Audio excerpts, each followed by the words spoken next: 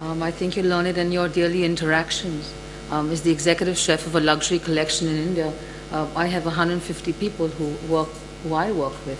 And I think we learn each day with the way we interact with each other and what we take back at the end of the day. Okay. I also trained in a large kitchen, about 120 cooks, and I think that the best management techniques, you kind of look at the result of the direction that was given, and if people respond favorably and produce good food or work environments, then I would follow that lead. Terrific. Yeah, I think if you've got a very good mentor, it certainly helps. For most of us in South Africa, it's a case of we had somebody like Billy Gallagher, who we could always sort of look to for advice and guidance and that. How do you find a great mentor? How have you found your mentors in your career? Just push the button, the green button. I think it's anybody who is ahead of you in your career, in your profession, somebody you admire, somebody who has time for you and who takes that little effort to encourage you on. And in Finland, how have you found mentors? Well, I've been traveling around the world for past 30 years. So I had so many mentors, one in every country, I think. And now when I'm settled down and working for the president of Finland, we are republic. And she is very democratic, and we have just about 50-50 person working for the presidential palace and summer house and the residence. So about mentors, I could name one. It's Mr. Metz here. There was a great story. There's a woman that's studied all of the freely elected female leaders in the world. And I'm thinking the story is about the president of Finland. And she was actually speaking to a second grade class. And a little boy raised his hand and he said, "Do you think there's any possibility that a man could be president?" I thought that was a great perspective, because if you only see one thing, that's what you think is your possibility. And I think our job in the hospitality industry, and where there might be an inequity, is to think beyond that. Think beyond to how it could be bigger and better. So thinking about beyond bigger and better, what words of wisdom do you give to women who are working with you and for you and being a role model for them? Push the button. To do their best, to keep on going, to learn, and to try to be higher every time. Great, perfect. What other advice would you give to women? Basically say that you need to put your head down and just get on with it. There's no special favors in any job.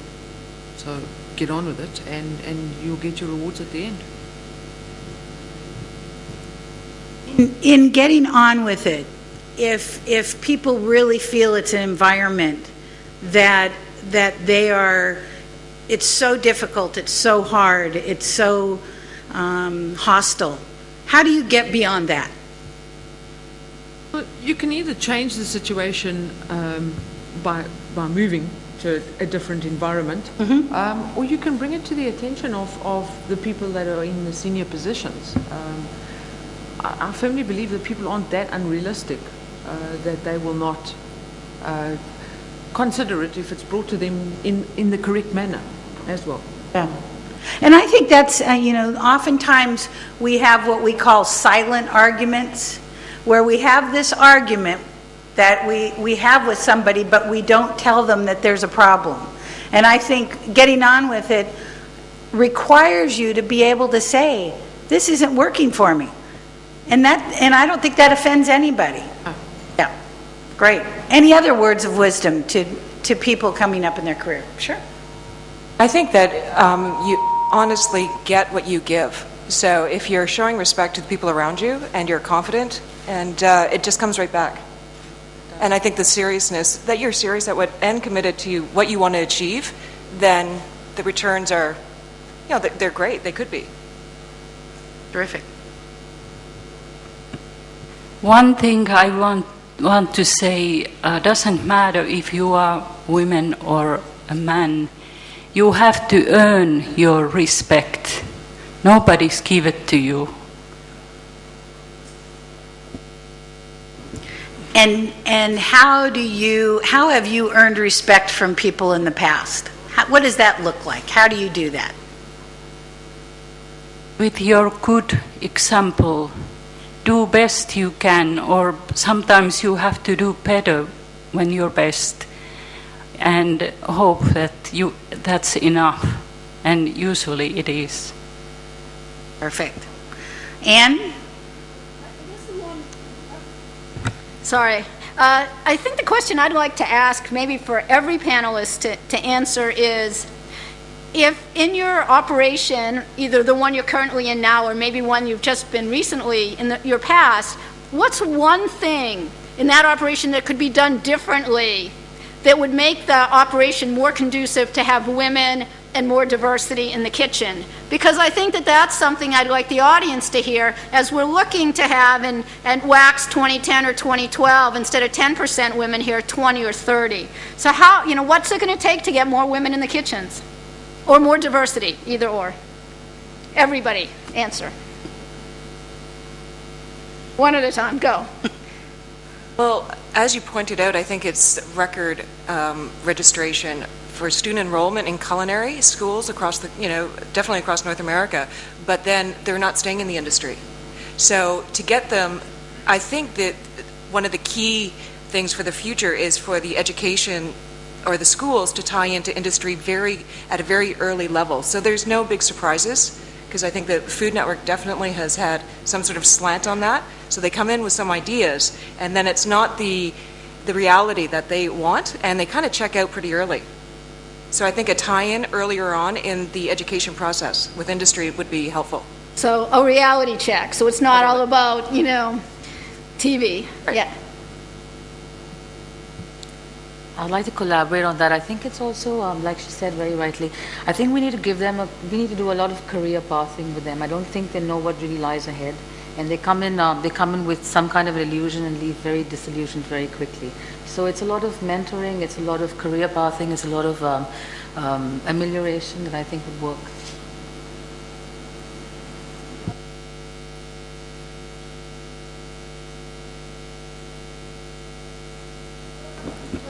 So I guess what I would like to say to that is the same. If we're seeing now in America, and this is probably also true all across the world, that there are more and more culinary students, and we know that there are more and more hospitality positions open, and just in America we're going to need 30,000 a year for the next 10 years.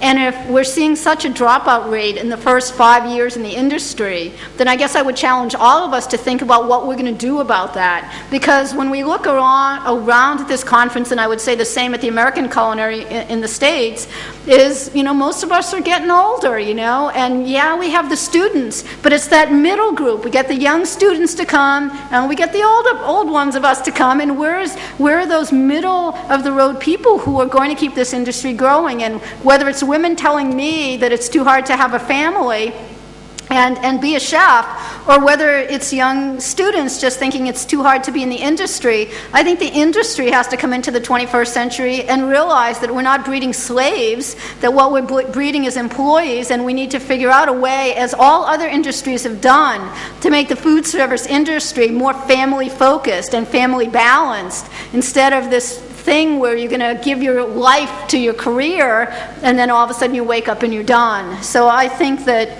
no matter where we are in the world, we have to really think about that. I'd like to throw a question to the panel and to ask you, how have you found work-life balance? How have you found balance between your hours and your job and your family.